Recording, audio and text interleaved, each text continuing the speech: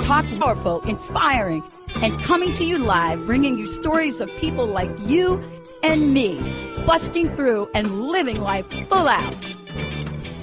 Get ready to dare to wonder what your life would be like if you knew you could not fail. Wow. Hey, everybody. Welcome. It's so great to have all of you tune us in and turn us on. Renee, Siegel, and Sharon K. Ball joining me here today. Why? We're talking about trauma. Trauma meets some people say Enneagram, some people say Enneagram. I say Enneagram, not sure what it is, but when trauma meets the Enneagram and resiliency, what does that mean? Let me just start by saying I watched a movie this weekend, and moving is an understatement. To watch the movie Respect, the story of Aretha Franklin, Queen of Soul. And I watched that movie thinking about the show with Renee today. And I can't even wrap my mind around that degree of trauma.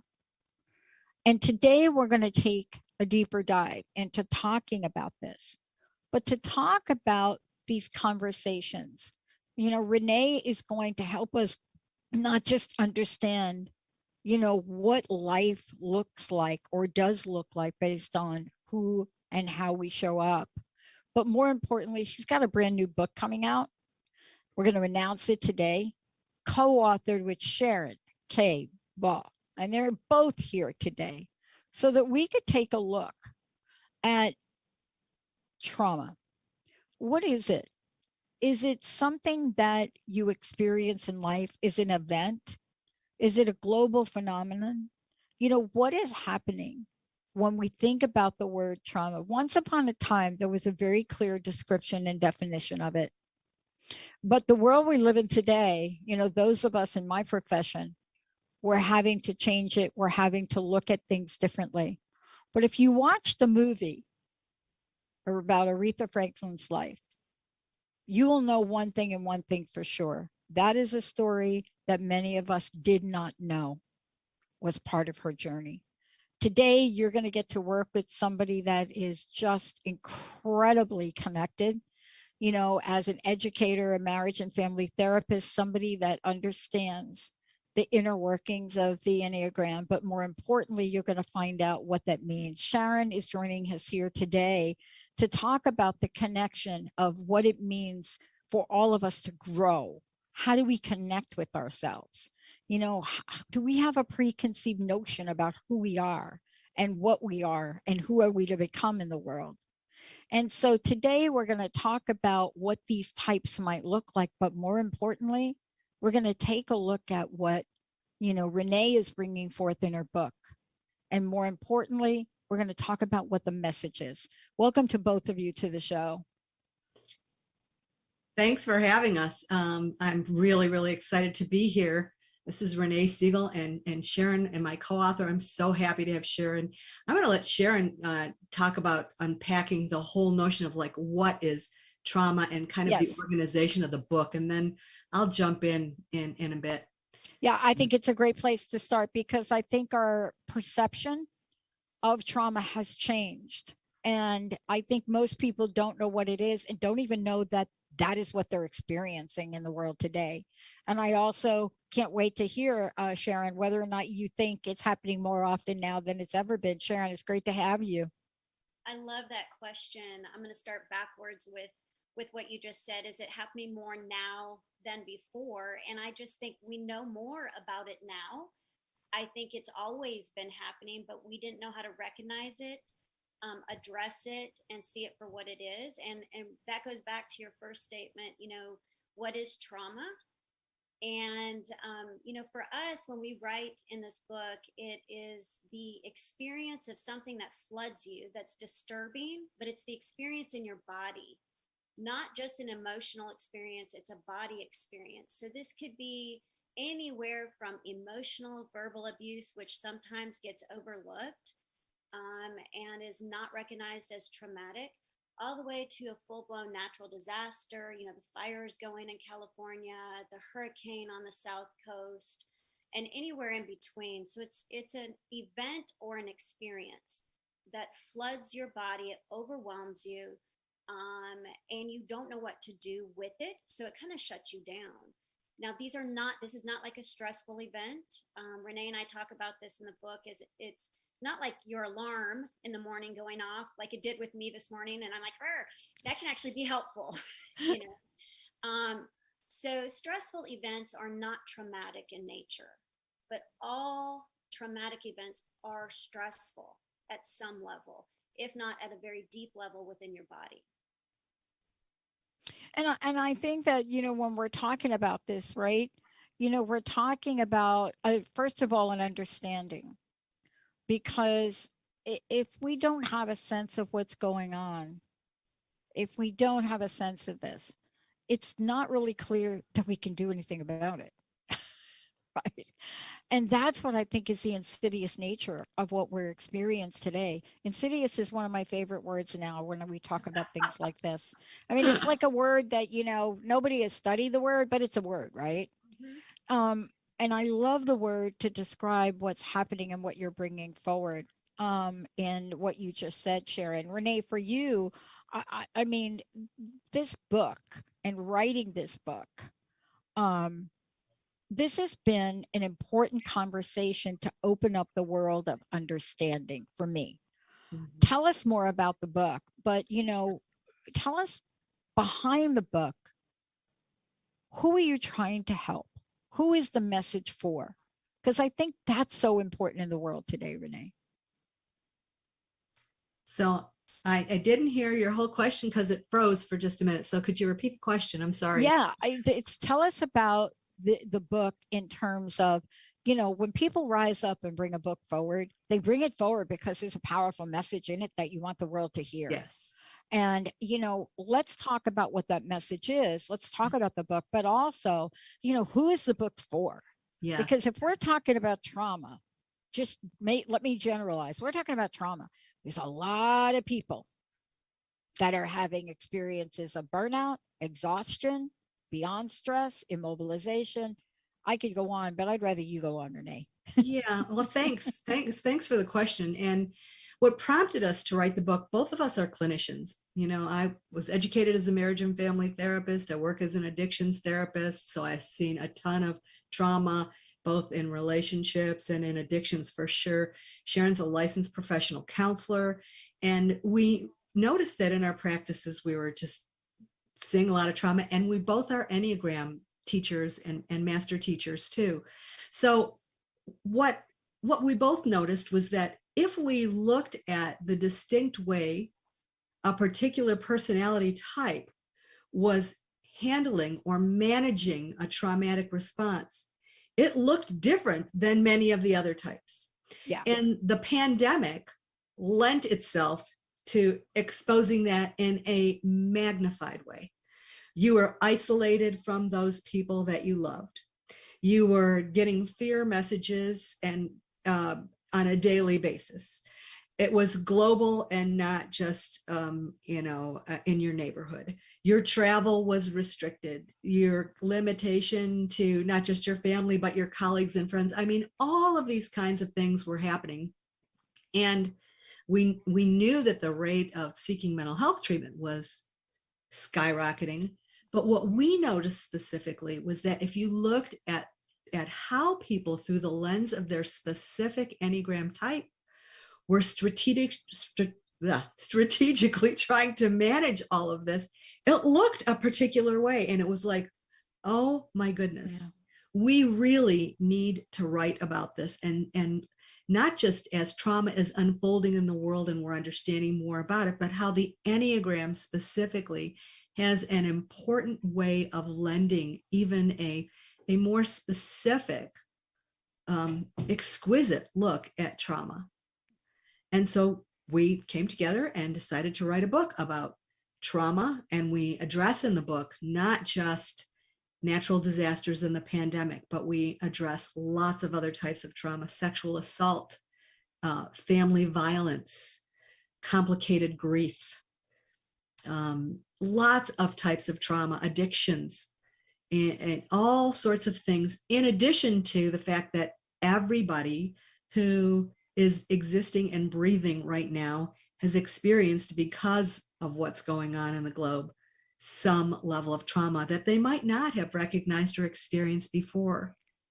So the book is about trauma, unpacking trauma, looking at trauma, the Enneagram and how it interfaces with trauma, and then the gifts of resilience that each of the 9 Enneagram types have within them to access and explore a path to recovering from trauma. Yeah. You know, when I think about this, and when I think about what you referenced as personality types, I want to just make sure that people that are listening to the show, you know, have a sense of this, because the Enneagram, as we're looking at it, really brings some distinctions to, you know, to the forefront for people. And, you know, the question then becomes, right, haven't all people experience trauma in the world today, but is there a differentiation between how people see them, how people see stress versus trauma? I want to take a short break. When we come back, more with Renee, more with Sharon, more about the book. Hopefully we'll find out more about it, its release date. But do we handle things differently? Did I handle something past the 20 months differently than another person? And, you know, what's my personality have to do with it?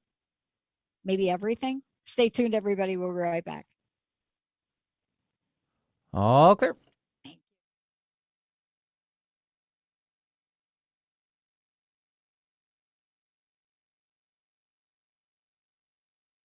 It's got, yep, I've got your Dr. Pat at TTRnetwork.com. Can you forward that email directly to me? Are you ready to get big and live your life out loud?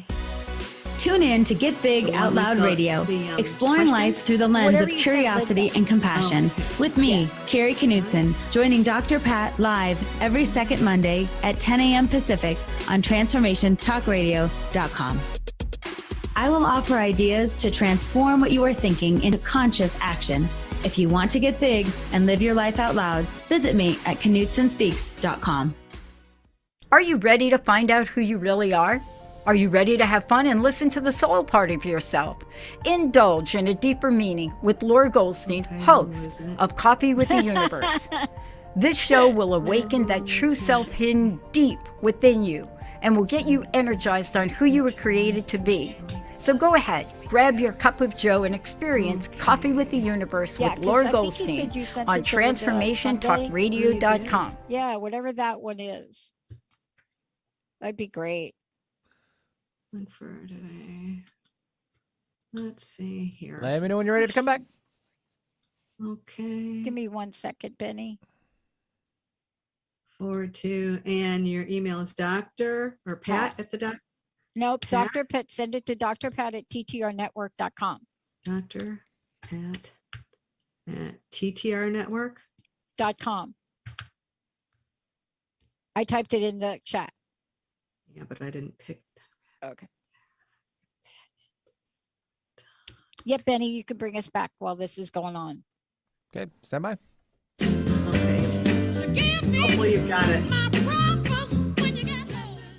Yeah, I love that movie. Boy, I'll tell you folks, I'm not going to give you the punchline, but yeah, everything you didn't know about Aretha Franklin, had no idea maybe about Aretha Franklin, but we're talking about something today that really taps in to that story. If you watch the movie so far, if you haven't, and that is, you know, we're really having this trauma meets the Enneagram and, you know, and resiliency with Renee Siegel and Sharon Kate Ball joining us here today. They are co-authors of a book whose name will be revealed in a minute. But the conversation really is, you know, looking at, both of you have collaborated for the, you know, for this book to produce this body of work, right?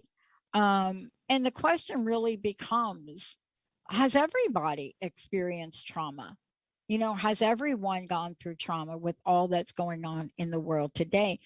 And it's an interesting question. You know, the movie about Aretha Franklin is a very specific individual trauma.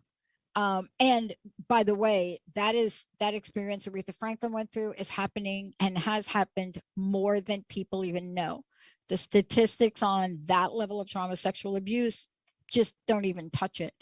But you've come forward to really talk about the book and talk about, an approach to trauma recovery. I mean, let's talk a little bit about this and talk about the fact that both of you came together for a reason. And I don't know that we know the difference between stress and or trauma. And I think that's an important conversation to have.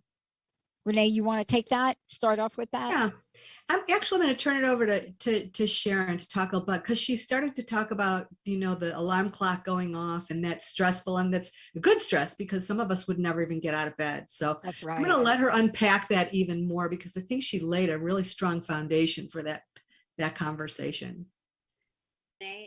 That's one of my favorite parts about the book, Dr. Pat, is the trauma chapter, because our belief is until you're fully informed on trauma, you may not even know that you've experienced a trauma. And so when you ask the question, hasn't everyone experienced trauma? I would venture to say, in our opinion, yes, they might not know it. And so that part of the book allows you to understand what stress is, little t trauma, or big T trauma, and then we unpack big T traumas, which you've already described: insidious trauma, chronic trauma, acute trauma. So it's power packed with a lot of knowledge so that you could find yourself in that continuum, whether you're experiencing stressor, like something that jolts you up, your alarm, but it's used for something that can motivate you to do, to get going.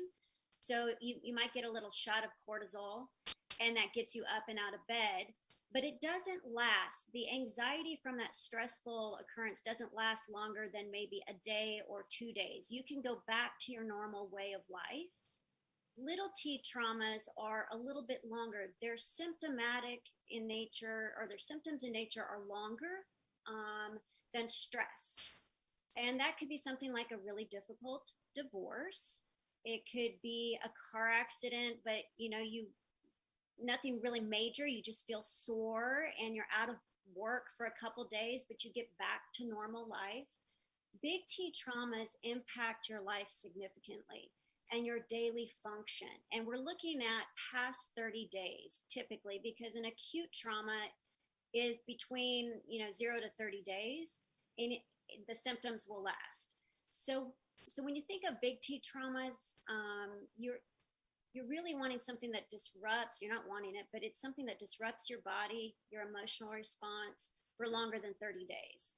And I would venture to say, Renee, you can unpack this as well. I would think most people have experienced at least a little T or a big T trauma. Yeah. I would think not only have they experienced a little T or a big T trauma, but because of the pandemic and the length of it was perfect the way that you were talking about this acute piece. And then we look at how chronic this experience of all of ours has been to navigate natural disasters happening, with whether or not I should get vaccinated, with whether or not my relatives are safe, with whether or not I'm going to be able to touch the people that I love.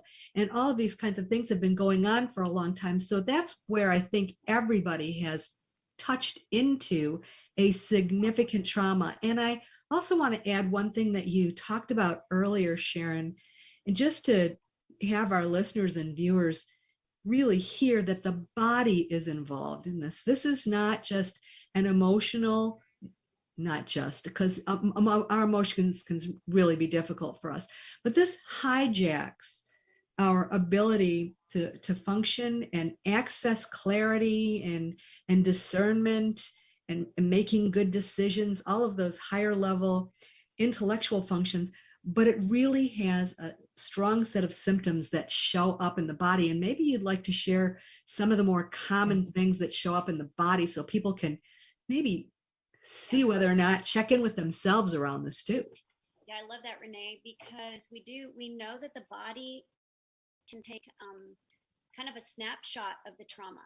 It's an experience that happens in the body. It remembers it, and the body does not forget. So when we work with trauma victims, the body will be the last part of you to get on board. And that's because it does not feel safe. It has remembered all of the traumatic experience that you've had, so it can help prevent it from happening again.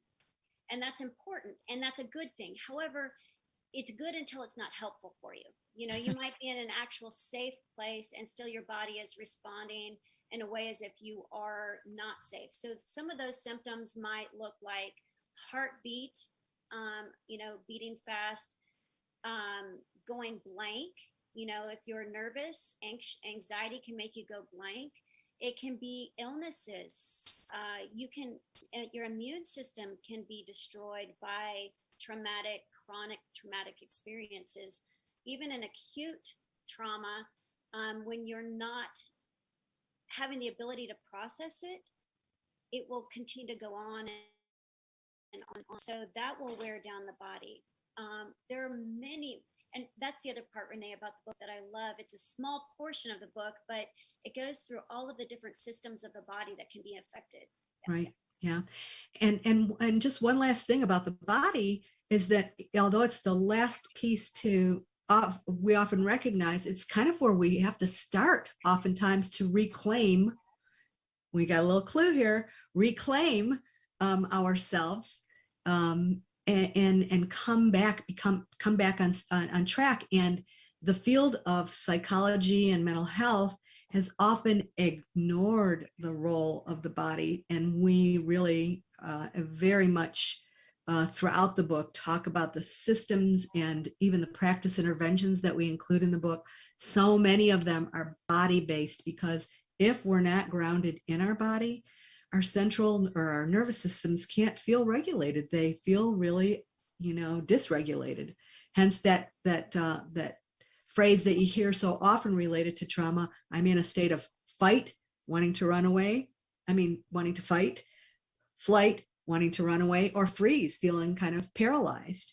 And there's another one, fawn. If you want to explore the book, you'll find out more about that as well.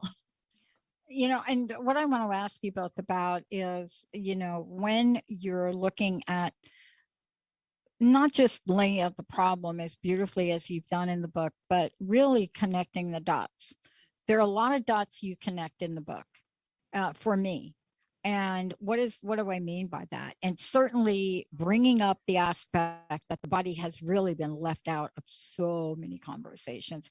And to be honest with you, I don't actually know how that's happened, because if you go way back, it's not even way back, but if you go back to Jung and Freud and some of those folks, it was really clear to Jung that there was a connection between what was going on and what people did. As a matter of fact, this Dr. Jung, this man, was essentially responsible for the spiritual experience in all of the 12-step programs. And many people don't know that. Right. Because he could not address the body issue of a man, Roland H. The man worked with Jung for a year to stop his addiction. And Jung is like, I can't do it. Now, that is a perfect example of what we need to connect in the field of psychology moving forward, right? Right. And I think, Sharon, you brought this up, but the point is that your book connects the dots. You bring this together. You bring it all together. You're talking about trauma, the body, and then like what? My personality type. Yeah. I want to add one thing there. Because you've just walked us into a conversation that we could certainly have a total workshop or podcast of its own on. But, just in terms of the body, we have in the field of mental health that's called CBT, cognitive behavioral therapy, that's been seen as the evidence-based best practice to use. And yet, that being said, when we look at trauma, it's ineffective, mostly ineffective. And that's because cognitive behavioral therapy says you have a thought and you have an emotion, and then it creates a reaction. And that's very simplified. I don't want to be simplistic in it, but we don't have time to really unpack. No, that was good. Yeah. And what trauma has brought to mental health is the fact that no, it's not a thought and an emotion that creates a reaction. that the first thing, if you really look at quantum physics, the first place that information comes to us is in our body, because we're trying to survive. We're animals trying to survive and thrive in the world. And we can't do that without the brilliance of the body that's been left out of the conversation. And so trauma has given us that permission, right? We see this play out every day. I mean, let's really stay with this. And then I want to jump to the book about this. We see this at an everyday layperson street smart level. Honestly, ask me what happened when I took a shortcut in Manhattan down a dark alley, because I did not want to walk around 4 blocks in the winter. And I took a shortcut. And as I went down that alley, I heard footsteps behind me. Now, if you thought for a minute, I thought, wait a minute, I hear the footsteps behind me. Let me think for a minute. Should I turn around and look? But see the foot, now they're walking faster. Let me now think about this. If I'd have thought about that, I'd be dead. I'll tell you what I did. I ran, and I am not a runner. I don't have runner legs. And I ran down the end of that alley faster than you can imagine. What was that? What did my body do that my mind didn't have time to even think about right there? Well, that's the override of instinct. It's your gut response to what is going on around you. And that's where this all ties into your type as well. Each of us have a different way of responding, but we will all typically respond out of our gut instinct.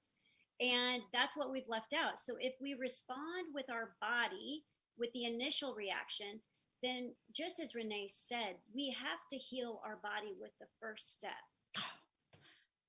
I got to tell you, when Carolyn Mace first came on the scene, I did a bunch of interviews with her.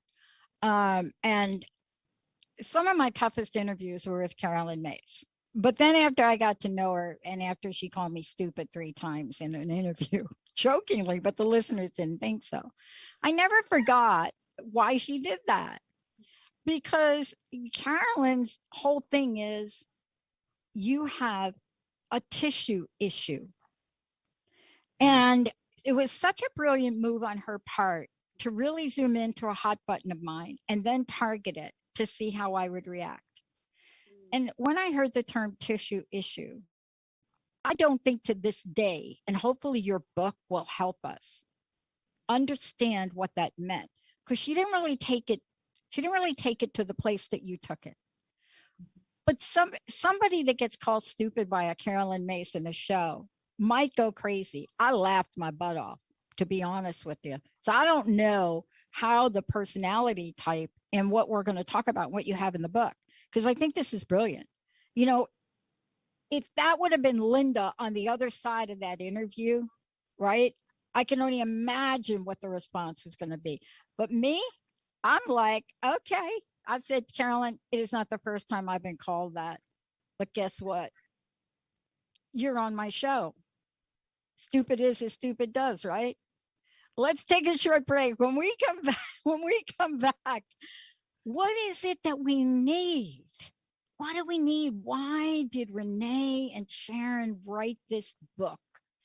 This is a word we have got to remember right now. Resiliency. We've got to play this out. But why have most resilient models failed?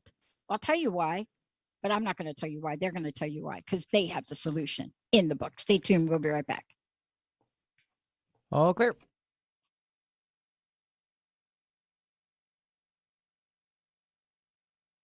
Did.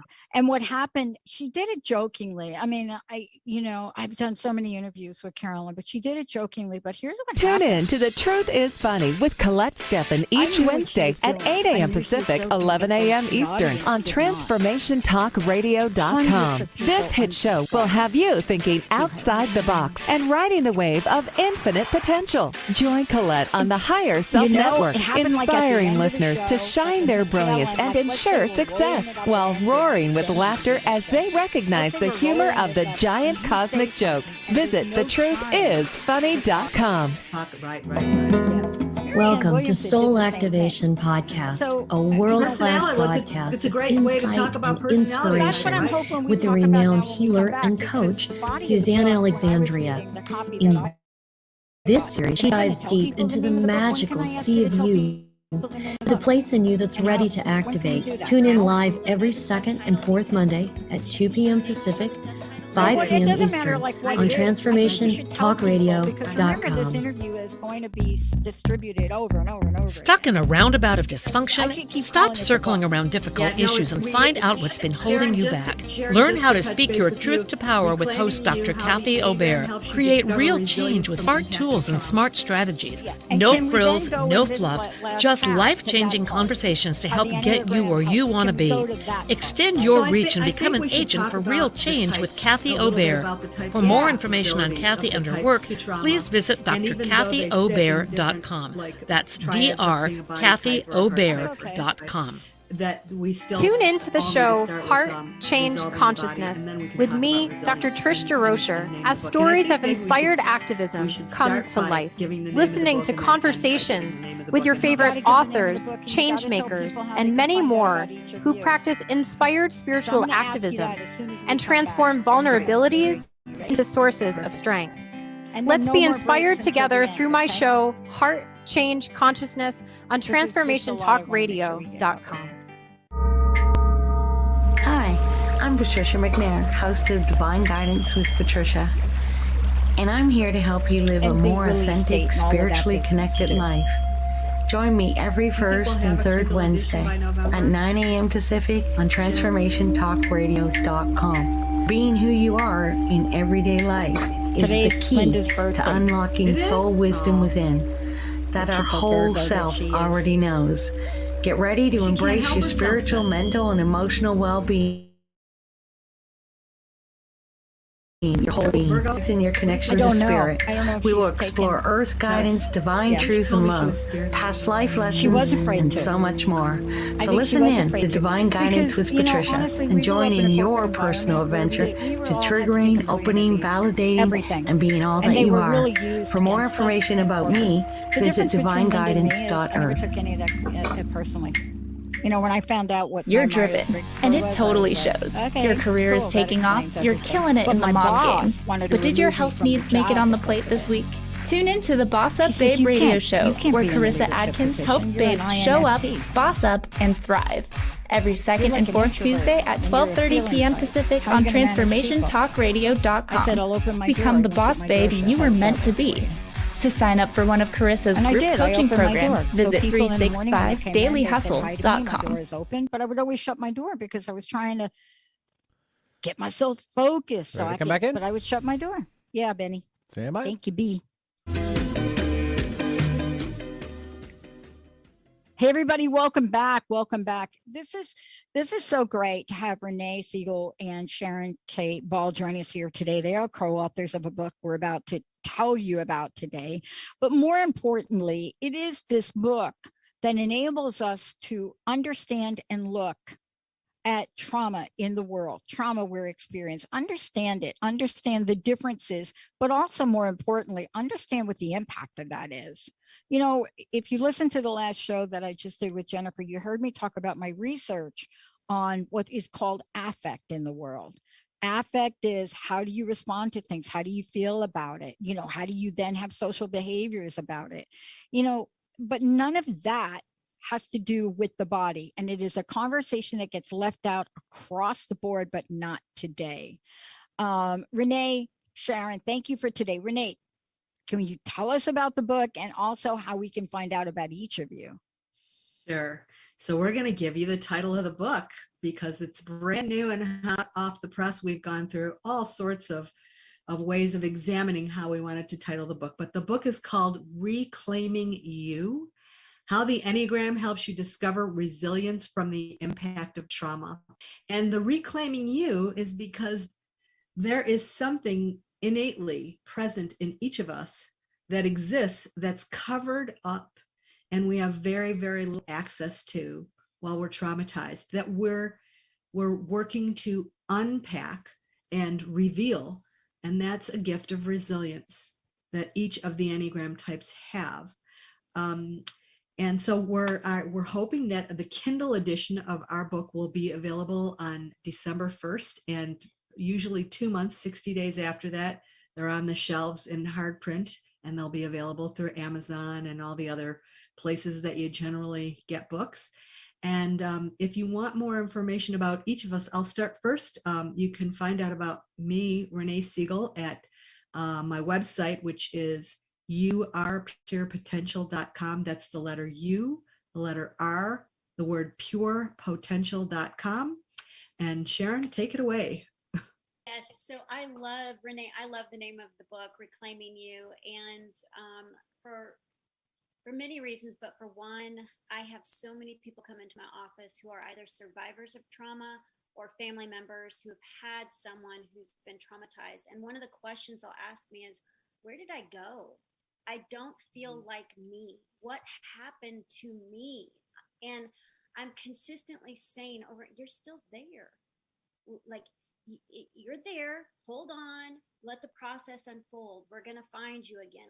Like we'll come back full circle. And the bonus part is the resilience that you have within you is like, you're going to see it in full throttle once you work through the process. And so the Reclaiming You is where I get excited about, because you do end up finding yourself, even though you've been buried under trauma. You can find me, Sharon K. Ball, at the number 9 paths, PATHS.com, 9paths.com. And, I'm excited, Renee. It's taken us a while to find this title. We have it now. Yes. Yes. And, now that you have the title and you have the book, really, what you're bringing forward is a conversation about resilience, but also about the Enneagram. And we should talk a little bit about what that is for people in case they don't know. Mm-hmm. So the Enneagram is a very, very ancient field of study, but it's basically, the word Enneagram just means a diagram of 9. And if you were to go and Google Enneagram, you'd see the picture of the Enneagram. I can show you a picture of the Enneagram. Here it is. This is the Enneagram. So it's 9 points on a diagram. And you'll see on this diagram that in the Enneagram, there are triads or groups of 3 types within each triad: a body type, a heart type, and a head type. And each of the 9 types sits within one of those triads, and it is part of one of those centers of intelligence. So we have a body intelligence that we've been alluding to. We have a heart intelligence that we'll talk more about.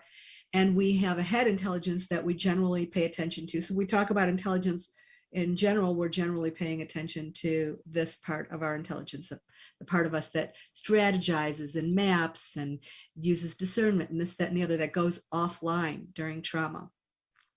So even though one of those personality types is, you only have one Enneagram type, one of those types is your type, we all need to access all of those portals, all of those centers, all of those ways of knowing in order to be fully integrated. And clearly the one that is hijacked the most is our ability to think clearly. And the one that we start with in resolving trauma is generally the body, getting back in our body, bringing our central nervous system or our nervous system to a place of calm that operates within a way that we can, think clearly. Because when we're traumatized, that's the last thing in the world we need to do, is to think clearly. That example you gave of running the alley, clearly your life was saved by your instinct to run, not think it out.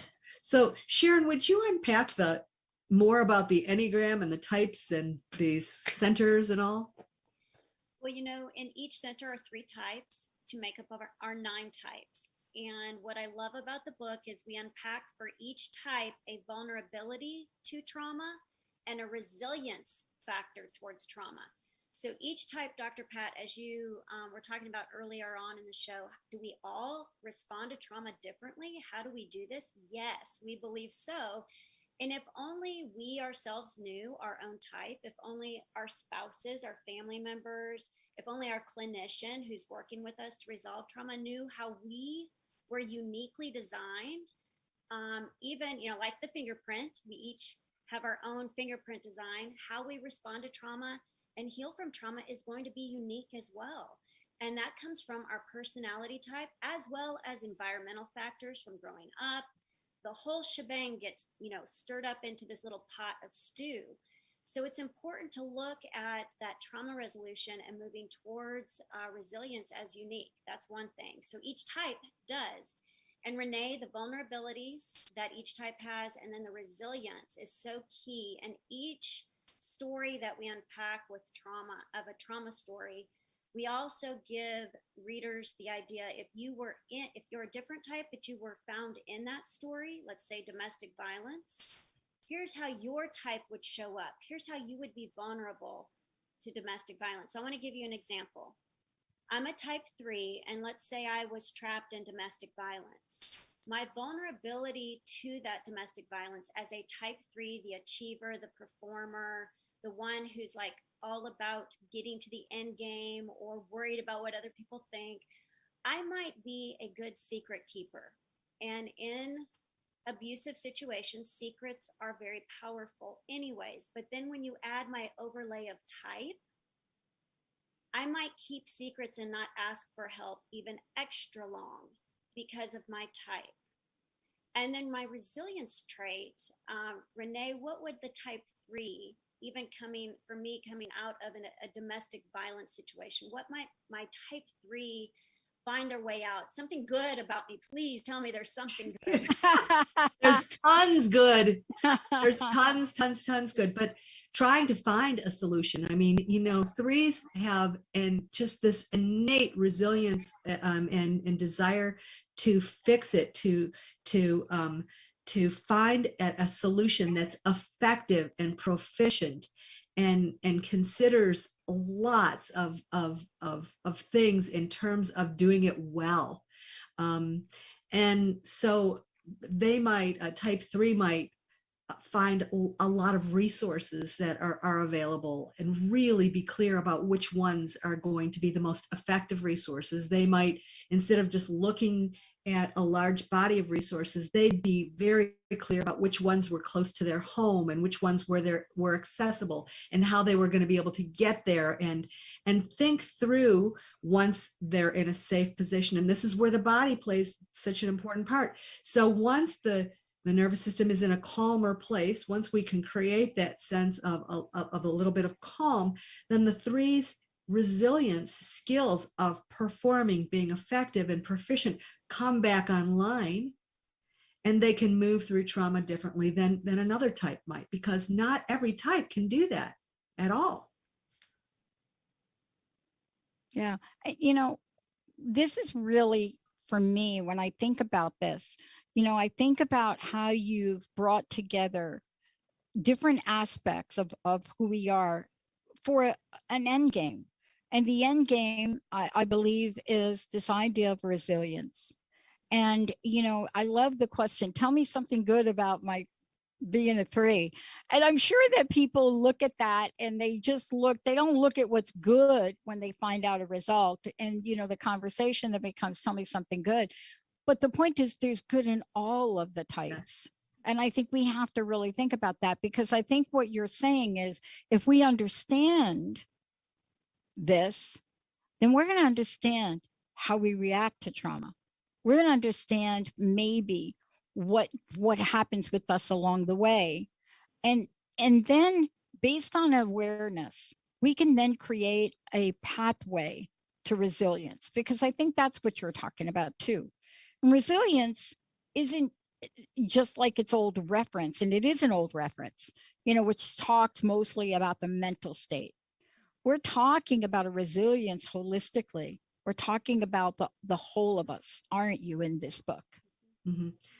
Yeah, I love that you use the word holistic, because there is a resilience that we can describe in terms of, these factors that we're proficient at or whatever, or an idea. There's also a resilience that exists as a higher level of what we call the virtue of our type, which is a spiritual quality that each one of us essentially is gifted through in our type. And so when we look at a higher level of an emotional quality as well as a higher level of an idea, and that's a kind of an advanced Enneagram study that we could talk way more about, but we do have a higher level of thinking, a higher level of feeling, and we all have the capability and capacity to find through our type a grounded level of presence. So now we're talking about, back to our centers again, we're talking about accessing a higher idea, a higher emotion, the idea in the head, the emotion in the heart, and a way of accessing a grounded way of just sitting and being present to what is in the body. And I think that, Dr. Pat, Renee is hitting something so key. This is sustainable. So when we typically talk about resilience, the common way of looking at it is just bouncing back from something bad, right? Just your bounce back factor. No, we are digging really deep into a resilience that is sustainable. Being able to look at those good inner traits that you have that you might need to be reminded of. Hey, tell me, oftentimes I'll say to my clients, I believe in you. I believe you have this, this, and this. If you don't believe it, use the bridge, borrow my faith in you, borrow my belief until you can yourself believe that there's this resilience in you. And it is accessing all three centers. And that's what's going to make it sustainable through these hardships. Yeah. It's really interesting we're talking about this. I mean, and let's have some examples. I found out that a medication that I had been prescribed by my doctor after 2 knee replacements, it's a special medication for nerves that are a little bit touchy, right? One of my knees had a little nerve touchy issue. So I get this prescription and I take it loyally. And then all of a sudden, I'm noticing something change. And I said to Linda, I said, I have got to get at the bottom of why my body's changing and why I'm retaining weight and I'm not doing anything different. So I do the research on this drug. So here I find out all of this information and I immediately take action. I go, blah, blah, blah, doctor, I am taking myself off the drug. Linda's like, I don't think you should do that. You should call your doctor. And what you should do is you should find out. And I said, no, my doctor's going to keep me on the medication. I don't want to be on the medication. I'm going to wean myself off. And she's more like, no, call the doctor. Let the doctor wean you off. And I'm like, no, I'm going to wean myself off because I've read enough about the damn medication. And I'm telling you that stories of people gaining weight and not eating anymore from this medication, I'm just not doing it. And that to me is, 2 different types. Now, there's some sanity in what Linda's saying to me. So I did type my doctor an email and I told him what I was doing. Oh. But, this is what we're talking about. I mean, for me, this is an experience that, is affecting my body. And people don't realize that what we're going through and we're talking about levels of abuse that affect us, but we're also talking about things that are not so obvious. And that's the experience of 20 months. Yeah. Yeah. Right. Yeah. Yeah. I want to jump in because you talked about, taking action and, there is a group of types in the Enneagram and they don't all just sit in one triad that are more likely to take action. But when you have a traumatic event, sometimes there's some level of impairment in our taking action, even for those of us who would generally take action. Sometimes it's because it's not within our control to take action, external kinds of situations. And sometimes other things happen and they hijack our ability to take action. And sometimes there's a whole internal kind of working of being so fearful that I'm paralyzed and I don't feel like I can take action. So if you have, this is just a great Enneagram teaching moment, you have an internal experience of being kind of fearful already about taking action, and then you encounter an event that paralyzes you even further, right, then you now have a double whammy in terms of trying to access your ability to move forward and do anything, right? Yep. And let me ask you both. If there was ever a time, I know we've got 3 minutes left. If there was ever a time to experience double whammies, it's what we are going through. Now, the short version for me is I watched my sister die on a hospital floor at 450 pounds. So anything where I don't have a sense of control of my body, anything like that is going to hit me sideways, right?